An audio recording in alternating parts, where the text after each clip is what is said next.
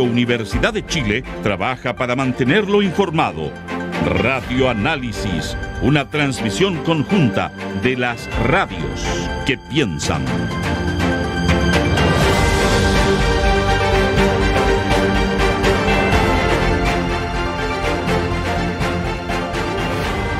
Son las 8:13. Bueno, vamos a saludar a esta hora de la mañana al diputado y presidente de Convergencia Social, Diego Ibáñez. ¿Cómo está, diputado? Muy buenos días. Hola, Patricio, ¿qué tal? Muy buenos días, gracias por la invitación. Sí, no, muchas gracias a usted por poder conversar esta mañana. Bueno, yo decía, diputado, y reconozco de antemano que la pregunta es imposible de contestar científicamente, que era justo lo que venía diciendo. Pero parto preguntándole, ¿no? ¿Se ha hecho todo lo que se podía hacer? ¿Se ha podido hacer más? ¿Cuál es su análisis, no, de lo que ha ocurrido con estos primeros 365 días de la administración del presidente Boric? Bueno, creo que, es un primer año que fue súper extraño en lo social, en lo político, porque, bueno, pasaron muchas cosas que veníamos saliendo de la pandemia, la alza del costo de la vida, la guerra, el resultado del 4 de septiembre, y me da la impresión de que a veces pasamos por alto que recibimos un país o heredamos un país muy complicado, en una situación muy delicada, con una crisis institucional muy intensa, muy candente, pese a la Convención Constitucional, que en teoría fue lo que debió haber absorbido esa conflictividad y proyectar un nuevo marco de relaciones de confianza entre la sociedad y la política. Y me da la impresión de que fue un año de estabilización en función de las transformaciones que propone el programa de nuestro presidente Gabriel Boric, y bueno, creo que también ha sido una especie como de péndulo cultural desde la movilización del 2019 hasta hoy que ha oscilado, que ha variado, y que me da la impresión que también es un fenómeno que está ocurriendo en todo el mundo a propósito de la emergencia de la ultraderecha. Y creo que en ese marco me da la impresión de que al menos el gobierno de nuestro presidente se ha ido estabilizando y hoy está en condiciones también de poner el acelerador, como dijo el propio presidente en el cambio de gabinete, para no demorar más en empujar esas transformaciones, pese a que tenemos minoría en el Congreso, y eso también implica un marco de negociación que hemos ido descubriendo poco a poco, que está súper complejo. Uh-huh.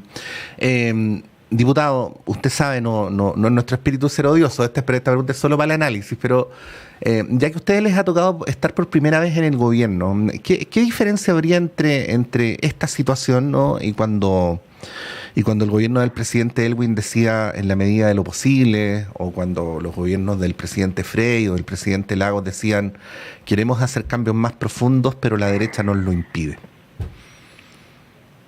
Yo creo que hay una diferencia sustantiva, toda vez que el contenido propio de las transformaciones que sugiere nuestro programa son mucho más profundas, de cara a una década de movilizaciones,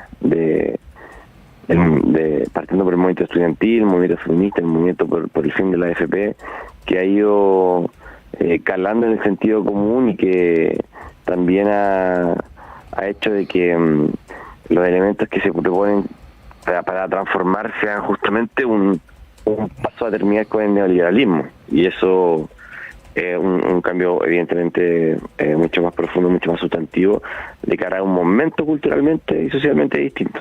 Uh-huh. ¿Sigue vigente la idea, como decía el senador Latorre, diputado, de que este gobierno fuera el primer paso para superar el modelo neoliberal? ¿Cómo ve que están las condiciones para aquello? Es bien interesante porque sí, yo creo que el neoliberalismo no es solo un modelo económico, sino que es como dijo Santiago Alba Rico, un gran filósofo español, es un mecanismo de construcción de subjetividades totalizante, que es una especie de círculo vicioso que hace que las comunidades se destruyan hacia un único individuo que se encuentra incompleto a sí mismo, sin mirar al de al lado. Eso es un problema cultural. Me da la impresión de que para ir avanzando hacia desmontar este modelo neoliberal, hay que primero tener un tránsito histórico un poco más largo, y segundo, que no bastan solamente de la formación económica, también hay que empujar una forma de mirar el mundo comunitario que sea distinta a la lógica del consumo, y recuperar el ser ciudadano, no ser consumidores de política. Eso me parece que es un problema muy profundo que probablemente ni el próximo gobierno van a poder resolver del todo, pero sí sentar algunas bases que nos permitan avanzar en esa dirección. ¿Cuáles podrían ser algunos de esas bases, diputado? Mira, a mí me da la impresión de que cuando vamos recuperando el sentido de colaboración en materia de seguridad social, se da un paso. Cuando vamos avanzando en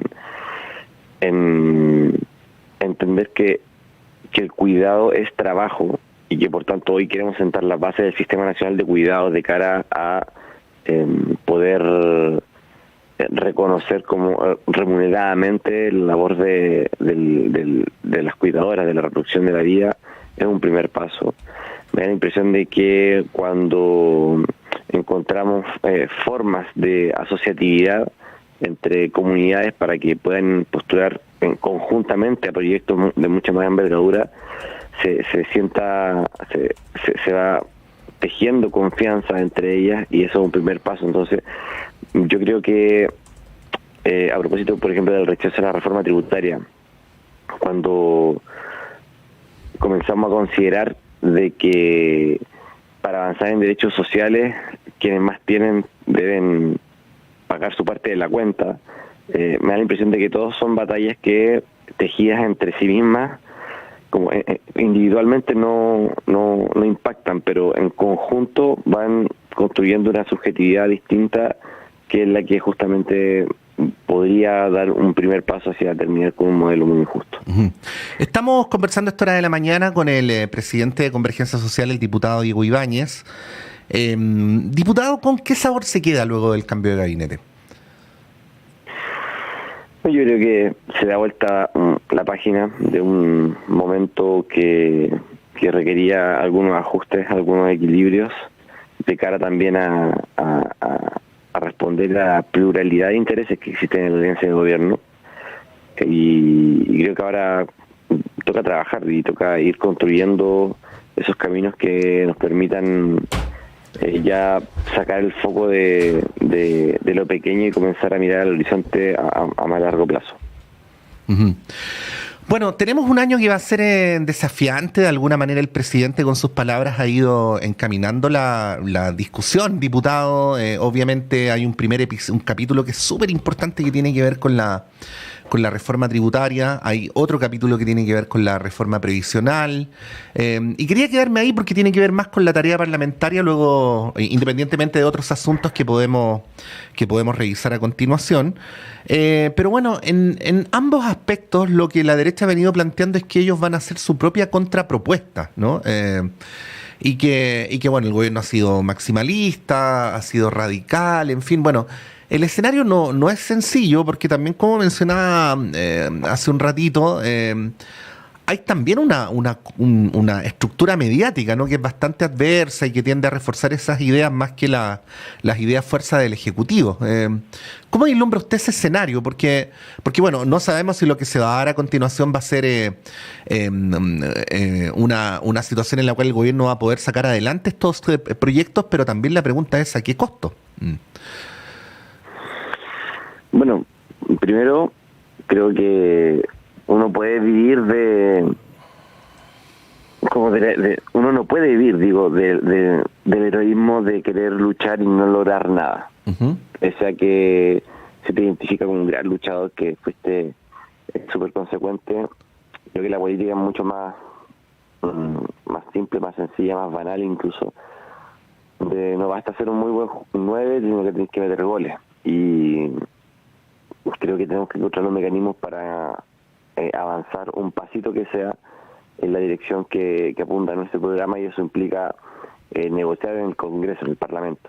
Si no, a la larga la política se vuelve inútil y se desafecta aún más la ciudadanía y el pueblo se vuelve absolutamente impermeable a los cambios políticos y volvemos al hábito de la desafección, que me da la impresión de que todavía está muy latente. Entonces, sí o sí, nos requerimos puentes con la derecha, requerimos transversalizar las propuestas y eso naturalmente va a llegar a un punto en el cual no era tu ideal, pero avanzaste el paso que requerías para hacer útil justamente la política. Creo que ese principio, que a veces la izquierda es bien, porque a la izquierda le gusta a veces, a mi juicio, morir con gloria, vivir del heroísmo, sí, claro. Yo creo que no, yo de los tiempos, y creo que las labores de transformación, incluso la concepción de construir revolución implica avanzar, implica transversalizar.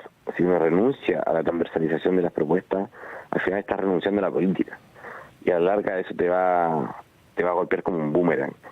Y creo que ese es un trabajo cotidiano. Nosotros en el Congreso todos los días estamos debatiendo con la derecha, construyendo puentes, intentando dialogar y hacer avanzar las propuestas del programa. Y a propósito de la tributaria, bueno, ahora tenemos yo diría mucha angustia, pero eso no, en ningún caso nos va a inmovilizar y vamos a seguir empujando por mayorías en el Senado y siguiendo el diálogo con la derecha en toda dimensión. Ahora vemos que prontamente va a empezar a votarse en particular la reforma de las pensiones, donde también tenemos el mismo drama que la tributaria, y yo diría que más aún. Entonces, yo diría que jamás uno podría renunciar a construir esos puentes, el diálogo, y tratar de configurar un acuerdo que implique un pequeño pasito, quizás no el que tú deseabas, pero sí un pequeño pasito para avanzar en ese trayecto histórico que proponemos. Sí. Ahora, el tema de las estrategias de negociación es complejo, ¿eh? Yo creo que es bueno a través de los medios explicarlo también, ¿no? O sea, a partir diciendo que el oficialismo no tiene mayoría en el punto de partida, que hay que construirla, y ahí la pregunta respecto a cómo se construyen esas mayorías, diputado, es una pregunta que también atañe a cuáles son las estrategias que va a utilizar el gobierno más adelante. ¿Existiría la opción de hacerlo de una manera distinta según las circunstancias cada vez o tratar de instalar una suerte de metodología, ¿no? Y se lo pregunto porque se ha hecho mucho aspaviento de estas 3 diputadas, ¿no?, que se salieron de la sala en el momento de la votación y que no le dieron el apoyo al gobierno. Y bueno, tengo entendido primero que al menos 2 de esas 3 no son autodenominadas como diputadas oficialistas. Y en segundo lugar, es riesgoso hacer depender de la agenda legislativa de personas que tienen posiciones que no son demasiado claras. Entonces, de repente, a lo mejor parece mejor ir negociando con bloques o directamente con las bancadas más grandes, o quizás tratar de establecer una alianza más permanente con la democracia cristiana, pero ni aún así dan los votos. ¿Cómo vislumbra usted la mejor manera de proceder en esta correlación de fuerzas que hay en la Cámara, que es bien inédita y que sería bien dificultosa para cualquier gobierno, no solamente para este? Mira, este fue el primer proyecto que se pierde, que se rechaza. Todo el resto del programa habíamos tenido algunos avances, habíamos convencido a gente de la derecha. Yo todavía creo que en la política actual hay un espacio al convencerse por el adversario. Yo todavía creo que existe algún tipo de racionalidad que nos lleve a establecer un puente, un diálogo que tenga frutos, porque convencí finalmente a la del frente. Y nosotros estamos con mucha convicción de que nuestro programa no es ni siquiera una gran revolución desde el punto de vista del progresismo, sino que es una actualización de deudas históricas de desigualdad, que son las que se aplican en otros lugares del mundo. Entonces, desde allí, a propósito de que la OECD felicitaba a Chile por su propuesta de reforma, creemos que hay espacio para convencer a la derecha, y me da la impresión de que incluso rechazamos esta reforma tributaria, porque, como bien tú dices, no podemos hacer depender la agenda legislativa de 3 votos independientes que a veces están allá, a veces están acá, y que nunca uno sabe cómo van a responder, o si van a salir de la sala o no. Tienes que negociar con esos bloques grandes. Yo creo que esa es la estrategia, al menos lo que se intentó hacer con la reforma tributaria. Por eso yo no pretendo culpar a 2 o a 3 parlamentarios independientes que salieron, que no votaron, porque siempre hace lo mismo. Entonces, siempre de una u otra forma uno está en la incertidumbre, pero debe negociar con la institucionalidad de la centro derecha para encontrar acuerdo, porque si es que se logra, ponte tú que se haya logrado en la Cámara de Diputados avanzar en la reforma tributaria, en el Senado tú vas a tener un problema peor, porque tenemos el 38% del Senado, a diferencia de la Cámara que tenemos el 43%. Entonces, en el Senado sí necesitas los votos de la derecha para lograr mayorías, y allí no corre el independiente díscolo que sale de la sala. Entonces, igual tienes que hacer ese trabajo con la institucionalidad de los partidos de la derecha, y creo que allí está la clave para seguir adelante. Sí, diputado, quería finalizar, ya que estamos al principio del... Bueno, ya estamos a mediados de marzo, pero se entiende que estamos a principios del año político, ¿no?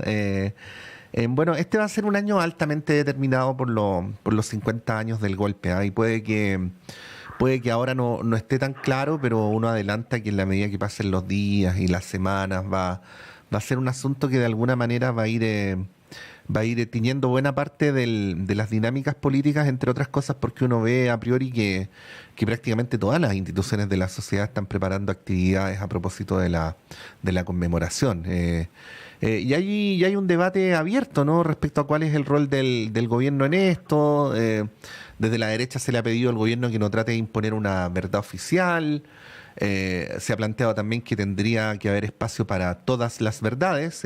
Bueno, y ahí no queda muy claro qué es lo opinable y qué no es opinable. Y también no es directamente una crítica, pero entrevistamos el fin de semana a la diputada Carmen Hertz, que da a entender una crítica. Voy a tratar de ser lo más fiel a sus palabras, en el sentido de que ella, como presidenta de la Comisión de Derechos Humanos de la Cámara, no tiene claro cuál va a ser el relato del gobierno, y tampoco tiene mucha noción de cuál va a ser el rol que le va a caber a Patricio Fernández en este proceso. ¿Qué podría decir usted al respecto? Yo creo que se está construyendo la propuesta, al menos lo hemos discutido en el Comité Político de la Moneda. El gobierno está levantando un espacio transversal para justamente tratar este tema, y creo que es muy importante que los 50 años del golpe, más allá de la propuesta de la derecha de que esto no se convierta en una especie de división de chilena a propósito del pasado, es la reivindicación de la memoria en función de la valorización de la democracia como lugar histórico en el cual todas y todos nos debemos. Hace poquito salía en las encuestas que a la gente un poco le empieza a dar poco a poco lo mismo si es que estamos en un modelo autoritario o democrático, porque no ve una diferencia sustantiva, porque no ha impactado en su manera de vivir la vida y ir a una elección tras una elección. Yo creo que cuando hoy hacemos una recuperación de la memoria de cómo Chile se ha ido constituyendo como república desde la independencia hasta nuestros días, uno podría ubicar también a las nuevas generaciones en un trayecto histórico un poco más largo en sus demandas, en sus reivindicaciones, y siempre también a propósito del neoliberalismo hay que dar una batalla por situarnos históricamente, por saber por qué estamos donde estamos y quiénes tuvieron que pagar el costo de luchar contra la injusticia, contra la tiranía. Cuando uno me da la impresión de que se inscribe en un trayecto histórico un poco más amplio de lo que el propio consumo diario del neoliberalismo nos hace olvidar permanentemente, uno contribuye al progreso de la sociedad. Y me da la impresión de que los 50 años del golpe dicen relación con aquello. Y que eso mucho más, a mi juicio, que reivindicar la democracia en el quiebre del golpe del 73. Yo creo que es mucho más que eso, es tratar de educar a las nuevas generaciones en cómo mirar el futuro. Y ello, naturalmente, implica adversarios, que son quienes justamente rompieron ese trayecto democrático. Por más dificultades que haya tenido el país en ese momento, es para convencernos de que la democracia se resuelve con más democracia. Y eso creo que es muy importante, y si somos capaces de construir transversalidad, incluso con alguna derecha que quiera despercudirse de la dictadura, yo diría que hay que abrazarlo, hay que abrazarlo, porque significa que tus ideas culturalmente van ganando terreno, pero mucho más yo diría que la reivindicación de una fecha en particular. Claro que sí. Bueno, está la interpretación de los hechos históricos, y que son hechos, diputados, que siguen siendo muy dolorosos. Uno tiende a pensar que no es que uno esté echándole sal a heridas inexistentes, sino que las heridas existen, ¿no? Y por el otro lado, lo que usted menciona, evidentemente esta sociedad va a dar un paso gigantesco el día en que los derechos humanos sean un valor absolutamente transversal, ¿no? Y no estén vinculadas a algún sector, ni estén relativizadas por determinadas apreciaciones personales sobre las circunstancias. Así es que vamos a ver. Yo diría que ahí hay un gran debate sobre qué significa para el progresismo, para la izquierda, para la idea emancipatoria, dar avances culturales. Yo creo que incluso si el día de mañana, después del gobierno de Gabriel Boric, llega a ganar la derecha, uno podría decir, bueno, esto fue un fracaso. Yo no estoy tan seguro, en la medida en que si es que ganan tus adversarios, que naturalmente tengan que defender ciertos principios que ellos jamás hubiesen defendido para que puedan ganar. Si es que el día de mañana llegan personas con las cuales tú políticamente estás en la vereda del frente, pero esas personas llegan ganando con banderas de cambio, de transformación, de respeto a los derechos humanos, de tener que avanzar hacia pensiones justas, hacia salud digna, hacia vivienda como derecho social. Si es que tuvieron que abrazar esas banderas que antes no las abrazaban para poder ganar, significa que están calando también ideas de transformación que estuvieron en la esquina del tablero en un momento, pero que ya están en el centro del tablero y que el adversario las tiene que ocupar si que quiere vencer en política. Lo importante es que venza bajo marcos democráticos. Y creo que si es que hoy vamos a vivir un momento de reflexión sobre los derechos humanos donde ocurre ese tipo de fenómenos, hay la impresión de que la sociedad avanza. Diputado Diego Ibáñez, diputado de Convergencia Social por la región de Valparaíso y presidente de su partido, muchas gracias por esta conversación de día lunes. Que tenga buena semana. Buena semana a ti también, Patricio, que esté muy bien. Igualmente, gracias, diputado. Ahí está Diego Ibáñez dándonos sus apreciaciones. Primer año de gobierno, cambio de gabinete, proyección de este 2023, 50 años del golpe. Bueno, van a ser los temas que van a continuar acompañándonos en esta conversación. Vamos a ir un breve alto y a la vuelta seguimos con las conversaciones en Radio Universidad de Chile, en la red de radios que piensan y a través de las pantallas y frecuencias de Chile TV.